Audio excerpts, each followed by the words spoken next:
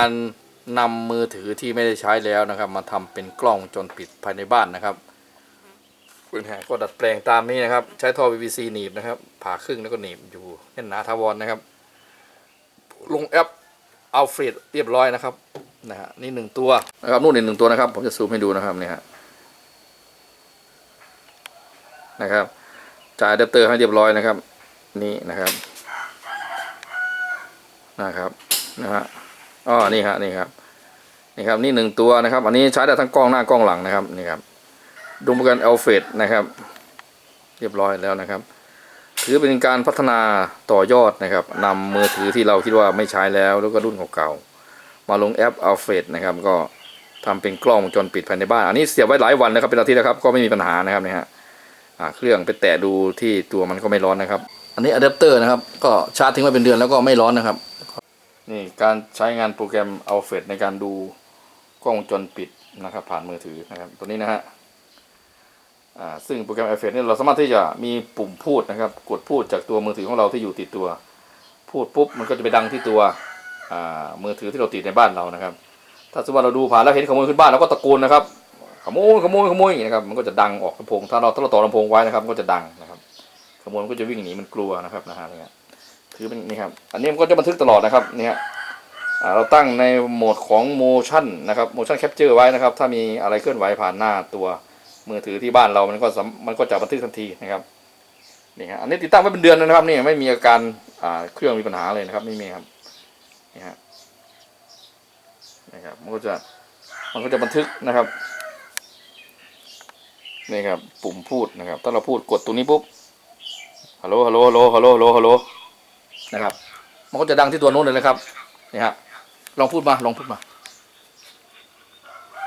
อยู่บ้านไหมครับสังเกตไหมครับมันก็จะถ้าอยู่บ้านจะเข้าไปครับเนี่ยครับมันก็จะเป็นการเสียงที่เราพูดมันก็จะมาดังที่ตัวมือถือที่ทำเป็นกล้องนะครับอย่างนี้ถ้าเราเห็นขโมยจะขึ้นบ้านแล้วเราก็ตะโกนนะครับขโมยมันก็จะวิ่งหนีครับมันกลัวนะครับเราก็ต่อจุดหูฟังของมือถือเราไปเข้าลำโพงนะครับต่อกระจายให้มันดังๆลั่นบ้านนะครับให้คนเห็นยินทั้งหมู่บ้านนะครับก็จะวิ่งกันมาตีขโมยหัวแตกนะครับ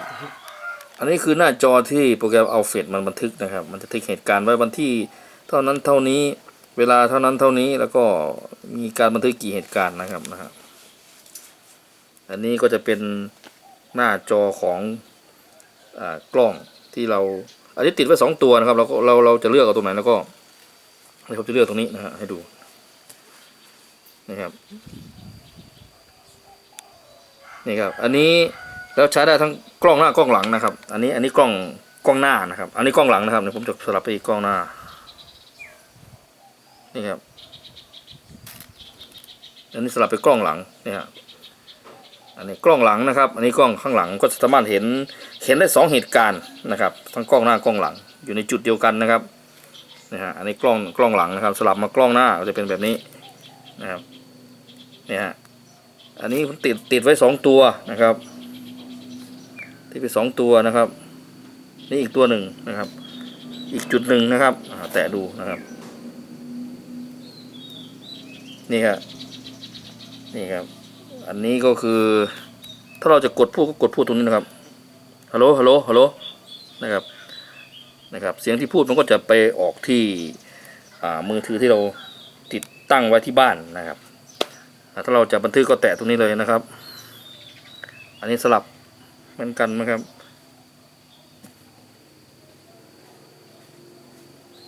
สลับผมจะไม่เห็นอะไรนะครับอันนี้เห็นกระเบื้องเห็นหลังคานะครับเพราะว่ามันหลังคาบัง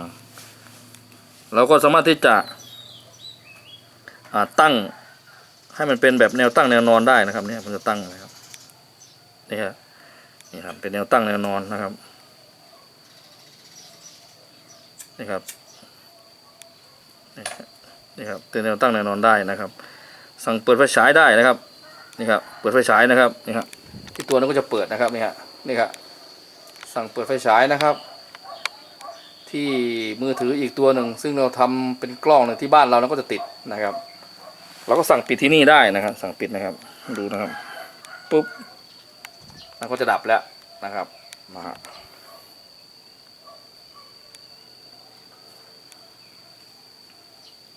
นี่ครับนี่คือประโยชน์ของตัวโปรแกรม Alfred นะครับอันนี้ตัวฟรีนะครับถ้าตัวเสียเงินก็จะมีคุณสมบัติมากกว่านี้นะครับอาจจะบันทึกได้นานมากขึ้นแล้วก็เป็นความละเอียดคมชัดมากกว่าเดิมนะครับอันนี้เป็นรุ่นที่ฟรีนะครับใช้ฟรีนะครับกลับมาดูหน้าโฮมของมันนี่นะครับรับคุณภาพ HD นะครับถ้าไม่มีโฆษณากวนใจก็เสียเงินนะครับตัวนี้นะครับนี่ครับนี่คืออีกหน้าหนึ่งของ Alfred นะครับถ้าเป็นระดับพรีเมียมนะครับคือต้องเสียเงินให้เขานะครับคุณสามารถซูมได้นะครับแล้วก็สามารถบันทึกระบบ Full HD ที่ชัดมากขึ้นนะครับแล้วก็ตรวจจับบุคคลด้วยระบบ AI นะครับบันทึกวิดีโอได้ยาวนานกว่า120 วินาทีนะครับตรวจจับการเคลื่อนไหวได้นะครับไม่มีโฆษณาแล้วก็มีพื้นที่จัดเก็บมากขึ้นได้ถึง30 วันนะครับ1,000 กว่าบาทต่อปีนะครับพูดง่ายๆว่าคือ1,000 กว่าบาทต่อปีนะครับก็ถือว่าไม่แพงนะครับสำหรับเจ้าโปรแกรมตัวนี้นะครับโปรแกรม Alfred นะครับก็จะมีโฆษณามากวนใจเราแค่นั้นเองนะครับสำหรับของฟรีนะครับแต่ก็ถือว่าเป็นการนำมือถือที่เราคิดว่ามันตกรุ่นหรือไม่มีประโยชน์แล้วนะครับดีกว่าที่จะเอาไปขว้างทิ้งหรือไปทำอย่างอื่นนะครับก็เอามาดัดแปลงทำเป็นกล้องวงจรปิดในบ้านเรานะครับอันนี้ก็ทำเสียบมาเป็นเดือนแล้วนะครับก็ไม่มีปัญหานะครับเครื่องมันก็อีกตัวหนึ่งมันก็จะอยู่ในโหมดสแตนด์บายนะครับหน้าจอก็มันก็จะมืดดับไปแต่ว่าตัวโปรแกรม Alfred ก็ยังทำงานอยู่นะครับนั่นคืออีกตัวหนึ่งนะครับนู่นฮะปุ๊บนะฮะก็ใช้รุ่นเดียวกันนะครับเป็นโทรศัพท์ศูนย์นะครับที่แจกฟรีแถมฟรีตามตลาดนัดนะครับนะครับนี่คือประโยชน์ของโปรแกรม Alfred นะครับเลยนำมาให้ทุกท่านได้รับชมได้ดูกันนะครับสำหรับท่านที่มีมือถือเก่าๆแล้วคิดว่าจะคว้างทิ้งเอามาทำแบบนี้ดีกว่านะครับดีกว่าบางท่านก็เอาไปให้ลูกหลานเล่นเกมซึ่งเด็กๆเล่นเกมมันก็ตอบสนองเขาไม่ได้นะครับเพราะว่าบางรุ่นนี่มันเก่าแล้วนะครับเกมมันก็เป็นใหม่ๆนะครับเด็กๆก็อาจจะไม่ชอบแล้วก็มาทำแบบนี้ดีกว่านะครับเลยเอาโปรแกรม Alfred นี้มาแนะนำกันอีกทีหนึ่งนะครับหลังจากที่ผมเคยแนะนำไปแล้วครั้งหนึ่งนะครับโปรแกรม Alfred นะครับน่าจะเป็นชื่อคนพัฒนานะครับสำหรับโปรแกรมนี้นะครับการจับยึดนี่ก็ใช้ท่อ PVC นะครับ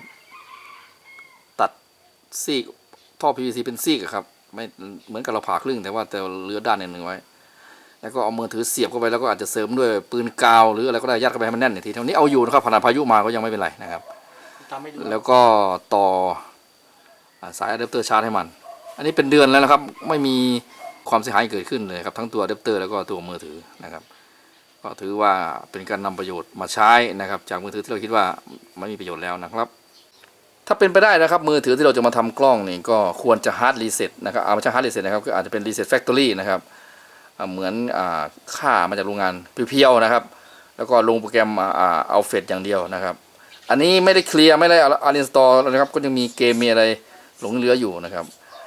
ถ้าอยากให้ชัวร์แล้วก็สบายใจก็คือควรจะ Reset Factory นะครับคืนค่าโรงงานแล้วก็ลงเฉพาะโปรแกรม Alfred อย่างเดียวนะครับเพื่อการให้เกิดปัญหาน้อยที่สุดนะครับแต่นี้ก็ไม่มีปัญหานะครับนี่ติดตั้งมาเป็นเดือนแล้วนะครับทั้ง2เครื่องเลยครับนะฮะทั้ง2เครื่องก็ไม่ได้เคลียร์อะไรนะครับก็ไม่ได้คลีนอะไรนะครับอันอินสตอลก็ไม่ได้อันอินสตอลนะครับก็คือลงโปรแกรม Alfred เข้าไปเหมือนปกตินะครับก็ยังไม่พบปัญหานะครับนี่ใช้มาเป็นเดือนแล้วนะครับ